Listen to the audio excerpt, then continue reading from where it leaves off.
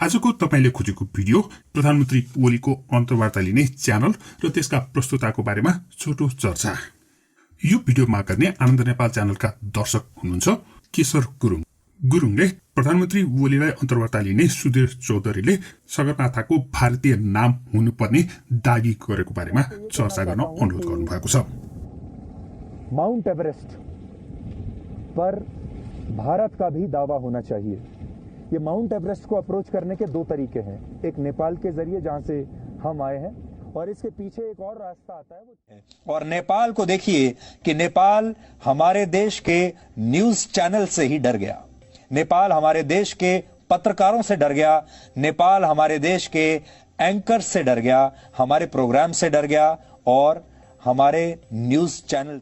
तो आप कह रहे हैं कि अब आप भारत को बॉस मानने से इनकार करते हैं, उसी पर बहस है। प्रस्तुत छ प्रधानमन्त्री ओलीको अन्तर्वार्ताले जन्माएका विभिन्न प्रश्नहरू।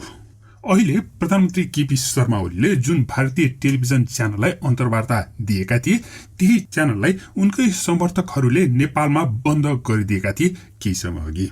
अनि सो घटना भएको धेरै पनि भएको छैन।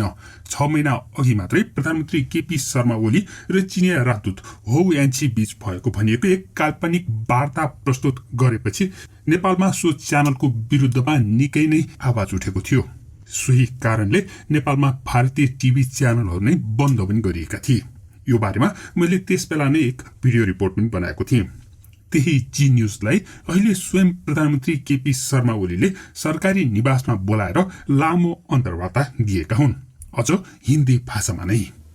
इसलिए उस पर बॉस का और आपको लगता है कि बॉस नहीं समझता लेकिन बड़ा भाई समझता है, और हमारे संस्कारों में तो बड़े छोटे का हमेशा जो प्रेम बना रहता है। अनि त्यस्तै उनले अर्को अन्तर्वार्ता पनि दिएका थिए अंग्रेजी भाषामा। that there are no problems between our two countries. But the map of Nepal was altered even while diplomatic talks, I understand, were on. Lipulekh, Limpiadhura and Kalapani is the territory of Nepal. So अंग्रेजी अन्तर्वार्ता WION नाम गरेको TV च्यानललाई दिएका हुन्। WION की कार्यकारी सम्पादक पाल्की शर्मासँग उनले अंग्रेजीमा कुराकानी गरेका थिए। अनौठो कुरा, फरक च्यानल भए पनि यी दुईटै एउटै कम्पनीका च्यानल हुन्। यी दुवै च्यानलहरू जी मिडिया कर्पोरेसन लिमिटेड अर्थात एसएल ओल्ड कम्पनीद्वारा सञ्चालित च्यानलहरू हुन्। अझ अंग्रेजी च्यानल WION का प्रधान सम्पादकमा पनि सुधीर चौधरीकै नाम रहेको छ। 6 महिना अघि ओलीकी इस्किया नाम गरेको एक कार्यक्रम बनाएकै कारणले ओलीलाई सो च्यानल प्रति आकर्षित गरेको हो कि भन्ने पनि बुझ्न सकिन्छ। त्यसमा चिनिया राजदूतलाई नेपालसँग मिलेर भारत विरुद्ध षड्यन्त्र गरिरहेकी एक जासुस र अझ 20 कन्या पनि भनिएको थियो। नेपाल भारत को बड़े भाई की तरह मानता था, वो आंखें तरेने लगा, यहां तक कि बॉर्डर के 3 इलाकों को अपने नक्शे में शामिल कर लिया। दरअसल इसके पीछे एक चीन का बड़ा खेल था और उसी खेल को पूरा करने के लिए एक विष कन्या चीन ने नेपाल भेजी। सो कार्यक्रम प्रसारण भएको 2-4 दिनमा नै तिनै अन्तर्वार्ता लिने सुधीर चौधरीले नेपालमा भारतीय च्यानलहरू बन्द भएपछि प्रतिक्रिया दिएका थिए। नेपालीहरू भारतीय समाचार वाचकहरूसँगै डराएकोले अब भारतको सेनाको कुनै जरुरी छैन नेपाललाई जित्नलाई भन्ने आशयको भनाई सामाजिक सञ्जालमा लेखेका थिए।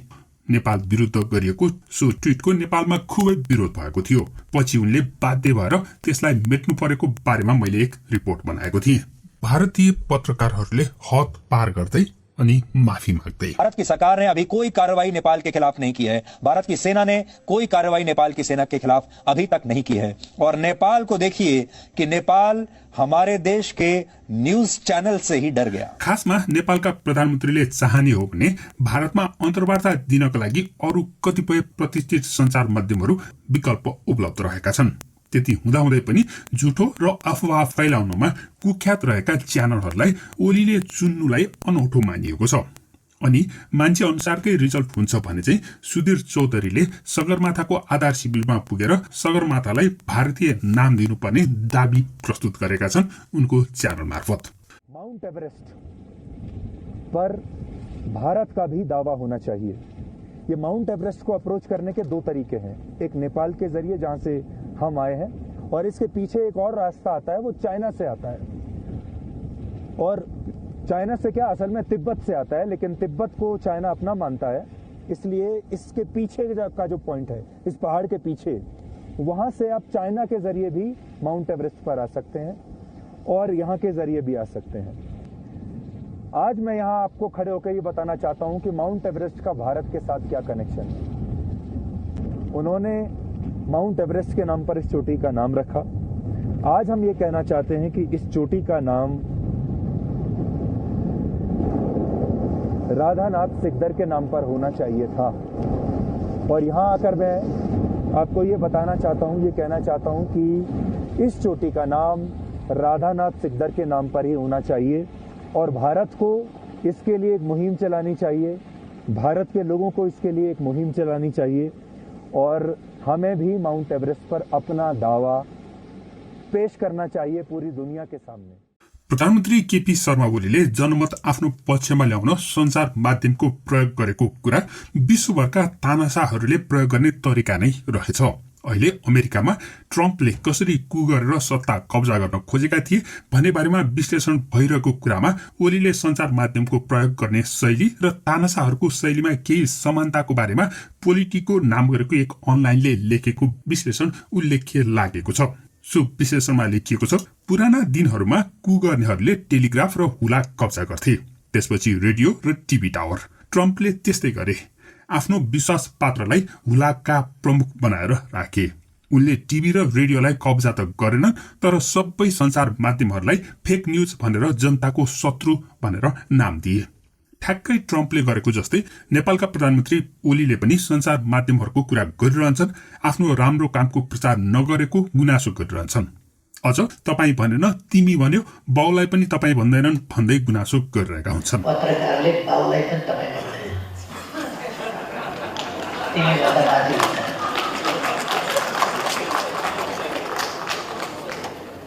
यो एउटा ट्रेन हो, किनभने अंग्रेजीको यो लोभ लागेर। अनि अमेरिकामा ट्रम्पले फक्स, न्युजम्याक्स र ओएएनलाई आफ्नो मुखपत्र नै बनाए, तर त्यसमा पनि सबैभन्दा बढी प्रयोग चाहिँ उनले ट्विटर र फेसबुकलाई गरेका थिए।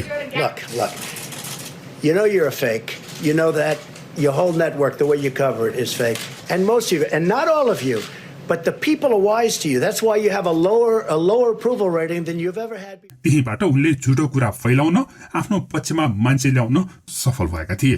ट्रम्पको लागि ट्विटर नै टिभी रेडियो टावरको बराबर भएको थियो, किनकि उनले आफ्ना 88 मिलियन फलोअरहरूलाई सिधै आफ्नो झुटो कुरा बताउन सक्थे। त्यसैले उनको ट्विटर एकाउन्ट बन्द गरिदिएपछि अहिले अमेरिकी राष्ट्रपति ट्रम्पको भनाइ बाहिर आउन सकेको छैन। उनले आफ्ना फलोअरहरूलाई आफ्नो पक्षमा पार्न सकेका छैनन्। यही मौकामा उनको विरुद्ध अविश्वासको प्रस्ताव पारित हुने सम्भावना बढ्दै गइरहेको छ। अहिले उनको आफ्नै पार्टीका मानिसहरूले पनि उनलाई सपोर्ट गर्न छोडिरहेका छन्। यसबाट सञ्चार माध्यम कति महत्त्वपूर्ण हुन्छ भन्ने कुरा प्रश्न हुन्छ। प्रधानमन्त्री केपी शर्मा ओलीले भारतमा प्रचलित रहेका times of India, Indian express जस्ता प्रतिष्ठित मिडियाहरूलाई छोडेर जी न्यूज जस्तो अफवाह फैलाउने र कुख्यात रहेको च्यानललाई किन छानेका होलान्? कृपया कमेन्ट गर्नुहोला। धन्यवाद। मिस्टर ओली, मुझे लगता है अब सही वक्त है आपको दुनिया में अपने वजूद को दिखाने का। इसकी शुरुआत भारत से की जानी चाहिए। भारत से कैसे? वहाँ हमारे अच्छे संबंध रहे हैं। अब खुलासा हो चुका है कि नेपाल का प्रधानमंत्री आखिर चीन के इशारे पर इतना क्यों नाच रहा है। दरअसल चीन के पास ओली के कुछ निजी पलों के फोटोज और वीडियोज हैं और इन्हीं फोटोज और वीडियोज के बल पर चीन लगातार ओली को अपने इशारे पर नचाता रहा है। त्यस लगतै नेपालमा विदेशी च्यानल वितरण गर्ने मल्टी सिस्टम अपरेटर एमएसओले बिहिबारदेखि दूरदर्शन बाहेक अरू सबै भारतीय न्यूज च्यानलहरूलाई नेपालमा प्रसारण बन्द गरिदिएको थियो। नेपालमा यसरी भारतीय न्यूज च्यानलहरू बन्द गरिए लगतै चौधरीले ट्विटरमा नेपालले भारतीय न्यूज च्यानल बन्द गरेको समाचार दिँदै नेपाल त भारतका न्यूज एङ्करहरूसँग पो डरायो, नेपाललाई हराउन सेनाको आवश्यकता नै परेन भन्ने भनाइ लेखेका थिए। उनको यो ट्विटको चौतर्फी आलोचना भएपछि उनले अन्ततः सो ट्विट हटाउन बाध्य भएका छन्।